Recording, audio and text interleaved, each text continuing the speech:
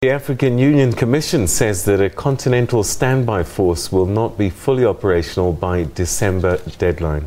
But it will have some capacity to prevent conflict and maintain peace. The African Union Commission head of peace operations was speaking on the sidelines of an AU Defence, Peace and Security meeting at Victoria Falls in Zimbabwe. Burundi's civil population in desperate need of external intervention to prevent the civil unrest from unraveling into a full-scale war. The African Union Commission says action must be taken to prevent the conflict from escalating. They met in Burundi specifically, they met in Tanzania specifically to look at that matter. I think the outcomes of those discussions will then determine the way forward in terms of how either the regional organizations, including the AU and the United Nations, need to respond to the Burundi crisis.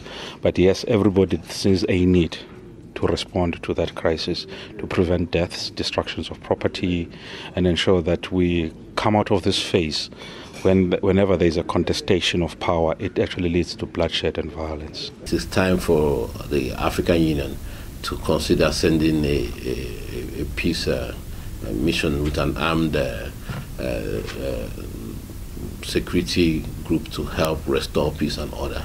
As the conflict rages on in Burundi, military chiefs and defense ministers from AU member states are meeting in Victoria Falls, Zimbabwe.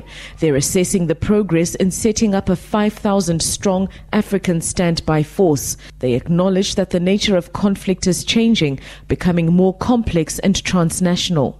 The basic tenets of the Africa Peace and Security architecture is to prevent conflict and to ensure it does not spread to other countries, or once resolved, the country does not slide back into conflict.